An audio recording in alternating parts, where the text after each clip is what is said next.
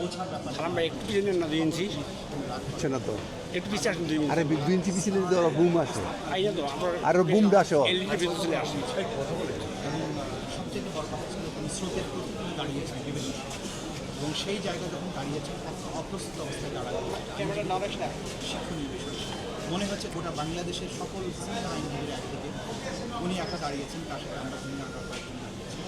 কিন্তু সেই জায়গায় তার নিষ্ঠা, তার যে চেষ্টা ছিল গভীরে যাওয়ার এবং আর পারি না। সালাম ভাই আর দেন না ভাই পানি থাকেন সেখানে তিনি সে বাধাগুলো অতিক্রম করছেন এবং সত্য এবং ন্যায় প্রতিষ্ঠার ব্যাপারে তার যে আকর্ষণীয়তা ছিল সারা জীবন আমাদেরকে এই অনুপ্রেরণা দিয়ে যাবে। তার মতো আইনজীবী হওয়া আমাদের কোনো স্বপ্নের বিষয় ছিল।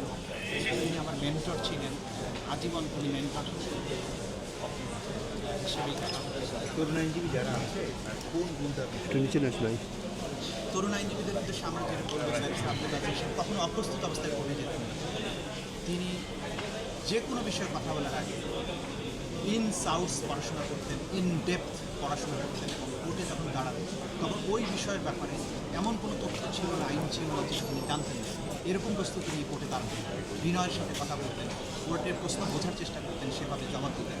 সকল আইনজীবীর ব্যাপারে আমি মনে করি যে সাহিত্যের মধ্যে তাহলে তাকে সেভাবে প্রস্তুতি নিয়ে কোর্টে যাওয়া উচিত এবং নীতির প্রশ্নে আপোষহীন থাকা উচিত। টাকা পয়সা প্রলোভন এগুলো দিয়ে কখনো যে আইনজীবীকে কেনা যায় না, সামরাজ্যের সেটা আজকের এই সময়ে তরুণ আইনজীবীদের আমরা দেখি সে বিষয়ে সালাম ভাই